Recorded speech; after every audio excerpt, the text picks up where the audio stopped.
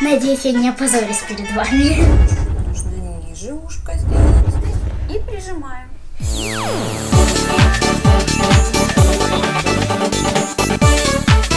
Всем привет! Рада приветствовать вас на моем канале. И так как я вообще совершенно не умею рисовать, я нашла идеальную онлайн-школу рисования, где можно научиться всему, что угодно. Этот сайт называется Little City School. Ссылочка на этот сайт будет в описании. Сегодня у меня первый урок. Я не знаю, получится ли у меня вообще что-то или нет. В общем, урок начинается ровно в 4, а пока только 15:45, поэтому я вам покажу то, что сегодня нужно и что мы будем делать. Каждую неделю есть одна какая-нибудь определенная тема. Например, неделя вот это тема Франции. Сегодня будем рисовать пластилином французского бульдога. И для урока мне сегодня нужен простой карандаш, ластик, точилка, скотч, цветные карандаши, фломастеры, блестки и пластилин.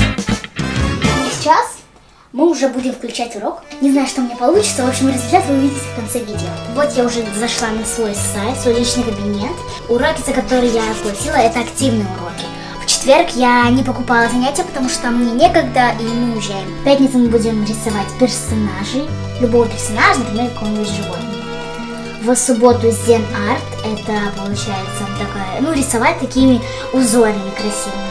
А в воскресенье коллаж, будем тоже на тему Франции делать, но я его пока не купила. Урок уже начинается, я захожу смотреть урок. И вот, мы сейчас его вот так расширяем. И будем смотреть. Нажимаем play. Здравствуйте, мои дорогие ученики, я Ольга Фонина, и мы начинаем урок по пластилиновой живописи. И сегодня у нас с вами удивительное приключение. Мы отправляемся в путешествие во Францию. И трудно себе было бы представить французов без их любимых питомцев, без собак. И, конечно же, я думаю, все вы знаете одну очень известную и популярную во Франции породу собак – французских бульдогов. И сегодня мы с вами такого нарисуем. Смотрите, какие милые собачки. Надеюсь, я не опозорюсь перед вами.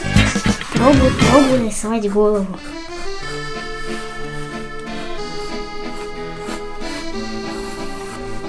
Сегодня с вами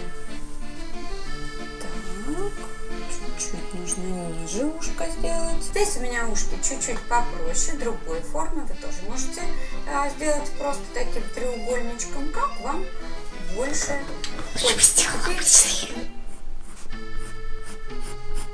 Может, вы тоже возьмете бумагу и будете рисовать? У меня очень обычный, самый простой набор.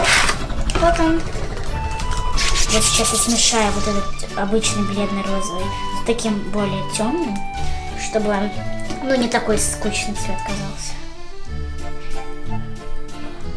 Кстати, если вы, например, не успеваете, то вы можете остановить. Поэтому это очень удобно. Пока мне очень нравится. Вот смотрите, какой у меня красивый цвет получился. И сейчас будем, я так понимаю, ушки закрашивать. Порода, наверное, появилась во Франции, как вы думаете.